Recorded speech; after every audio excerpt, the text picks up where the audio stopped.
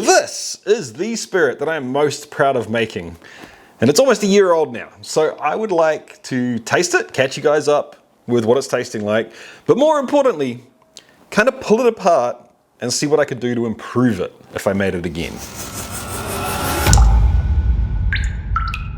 How's it going, chasers? I hope you're having a kick-ass week. I'm Jesse and this is Still It, the channel all about chasing the craft of home distillation. So what I have here is my South Island Peat whiskey. About a year ago, I decided to make a 100% South Island Peat single malt to imitate scotches like this. The peat is dug out of the ground in New Zealand, so it is New Zealand peat, and I wanted to show that off. If you haven't seen the video to see me making this specific single malt, you can go up here to watch it. At the end of that video, I pontificated about what wood to use and how to age it, tried a few different things out with a fast aging technique to kind of get a bit of an analog on what it might do. After that video, I tasted the base spirit again and decided that it was kind of disgusting. I can't remember exactly what it was that I thought it tasted like, but for some reason I thought it was really bad. And I kind of cracked the shits at it, to be honest, and put it in a corner and forgot about it for about 2.5 months as a new make spirit. And when I came back to it, I tasted it again and thought, what was I thinking? This is delicious. I could have had wood in it for 2 months and it could be, 2 months older than it is now. And at that point in time, I just fanged 50% new oak, 50% second use American oak in and forgot entirely about what it was that I was supposed to put into it. So in terms of actually aging with wood, it's about 7.5 months old, but the spirit itself was made a year ago. I'm really proud of this stuff for a few different reasons. First of all, technically I think it's a pretty decent spirit. Second of all, it really nailed the goal of making this stuff, which was to show off the New Zealand peat and showcase what it tasted like by itself and kind of juxtapose it against other styles of peat. Third, it's the kind of spirit that I enjoy drinking. Before I go any further, I need to find a cap for this thing. I don't want to let it sit like that for too long. Actually, you know what? The way I wave my arms around, let's put this down on the ground. Now that stuff's safe and I'm not literally going to talk it out of existence, let's get stuck into tasting the stuff. But what I also want to do is compare it to this to kind of give you a bit of a benchmark and maybe you can sort of picture a little bit better what it tastes like. And of course, after that, like I said in the intro, I really want to kind of verbalize my internal thinking on how I could recreate this again and make a even better iteration of it. And I haven't decided how to do that yet. So let's taste the stuff first, shall we? But before we do that, I need to talk about today's kick-ass sponsor, Skillshare. Skillshare is an online learning community full of people that actually chase their craft, but more importantly, they're willing to actually teach you about that craft as well. In other words, you get to learn from professionals and people that are actually doing what they're talking about. I have been watching Marques Brownlee's YouTube success course, and it is really helping me create better videos for you, which is awesome. But I mean, also guys, it's MKBHD, so I kind of had to watch that one. You're not a YouTuber, why on earth would you watch that? Well, you're in luck, guys. There are literally thousands of courses on Skillshare. What about a course in cocktail theory, flavor emulation and beer, brewing better coffee, photography, productivity for creatives, or music engineering? These are just a few examples literally scratching the surface. Use the personal link in the description down below. It's right at the top, you can't miss it, to sign up for Skillshare. The first 1,000 people that do so on this channel will get a free Skillshare trial, and after that, it's only about 10 bucks a month. So the first thing you notice is the peat. Funnily enough, I mean, it's 100% peat malt. But the interesting thing is that it is quite a different smoke flavor to a lot of other smoke flavors that you get in whiskey. It is rounder, it's not meaty, and it's not barbecue-y at all. It's much more, it has this awesome foresty kind of characteristic to it. It smells a little bit like New Zealand bush. It smells like the New Zealand bush after a big rainfall, and you get that, what's it called when when you're outside, petrichor, I think it is, petrichor, something like that. Someone correct me if I'm incorrect in the comment section down below. But the smell of concrete when it gets wet, when it gets rained on, it's that same phenomenon, but the New Zealand bush, which is interesting. It has New Zealand in it, which is freaking cool to me. It's freaking awesome. But trying to put that into words for people that haven't had that before, if you imagine full-on peats like this, which to me is ashtrays and old wet campfire by the beach. It's that kind of smoke, quite piercing and almost acrid. And then way on the other side, you have kind of whiskies that have been smoked literally with wood that you would use to smoke barbecue with, right? This kind of falls in the middle. It's not woody. It's not like barbecue food like, but it has... It's inching towards that a little bit. It's softer, it's rounder, it's more, I don't know. I can't quite put my finger on it, but I love it.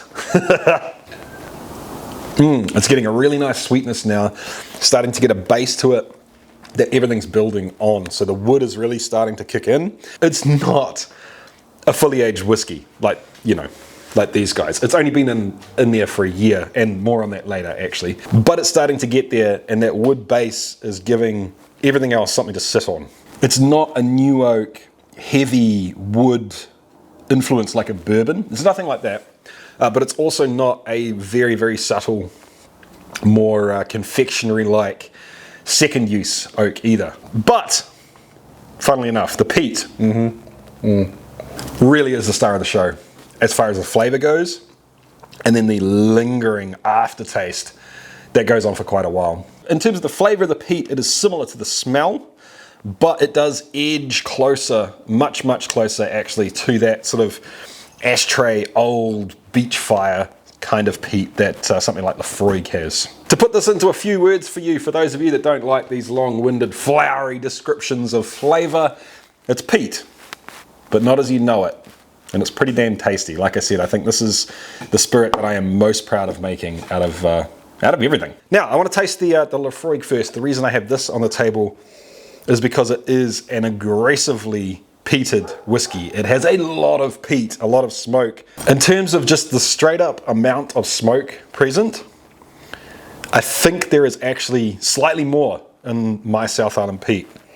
The profiles are very different, but the amount of smoke is about the same. Like I said earlier though, in terms of the exact smoke profile, this is old cigar ashtray and yesterday's fire on the beach. This heads more towards a wood smoke, but not anywhere near actual wood smoke. It has that peaty, earthy feeling as well. The Lafroig also has a medicinalness and almost a green herbiness that comes along with it.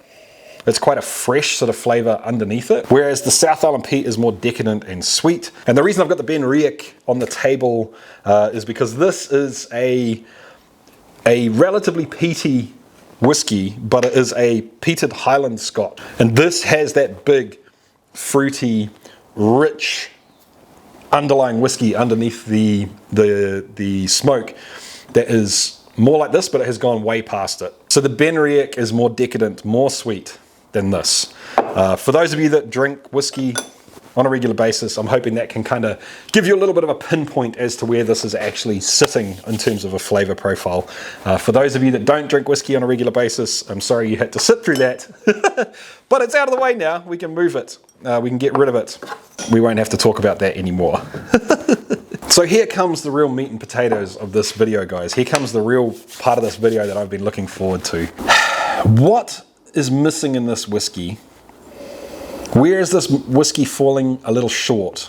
And how would I fix it if I was going to make it again? Or how would I, not fix it, because like I said, I am pretty happy with it. How would I improve it next time? The first thing that jumps out to me is that it is just still a young whiskey. It's a year old, so it's not crazy young. It hasn't had heaps of wood in there. There was 3 staves in 6.5 litres. So it wasn't heaps, it wasn't a tiny amount. I'll probably pull one of those out, to be perfectly honest with you. But it's just a touch green still. How would I fix that? Honestly, I wouldn't. I think it's on track to what it should be by sort of 2 or 3 years' time. That's what I'm hoping for this whiskey. What can I actually change though? what could I actually fix about this if I was going to make it again? It's a little bit one-dimensional. It's got heaps of peat and it has a nice supporting wood flavour.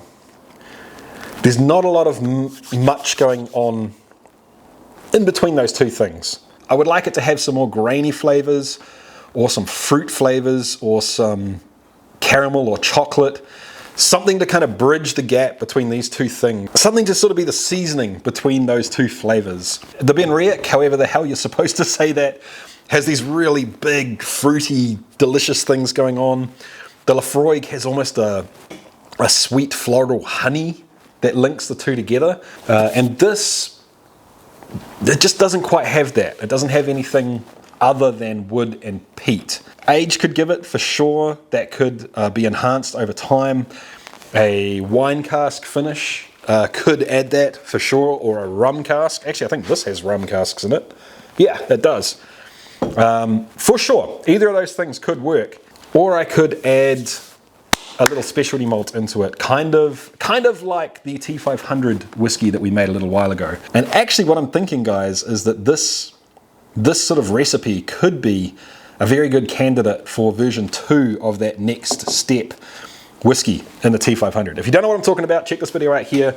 Basically, I took a T500 and did partially sort of advanced all grain stuff and partially basic sugar whiskey to make something that is the next step for a newish distiller that's accessible for them. And I'm thinking something like this could be a good way to try that technique in a different direction. Let me know if you want to see that. I'm thinking for this, I would skip the chocolate malt and probably go with Crystal, or Gladfield has a very interesting malt called Shepherd's Delight that kind of has this Christmas cakey thing going on to it. So treacle and golden syrup mixed with dried fruit. Yeah, it's kind of that thing going on. It's Christmas pudding, Christmas cake, the nice Christmas cake like we get here in New Zealand, not that crap in America. I don't know, I think that could be one way to push this. If you guys have some advice for me on what you think I could do with the next version of this stuff here, I would be very, very keen to hear it in the comments down below. That would be great. Let me know what you think I could do to spice this up a little bit, to give it that seasoning that it needs in between the wood and the smoke, to really take this from being a good whiskey to a great whiskey.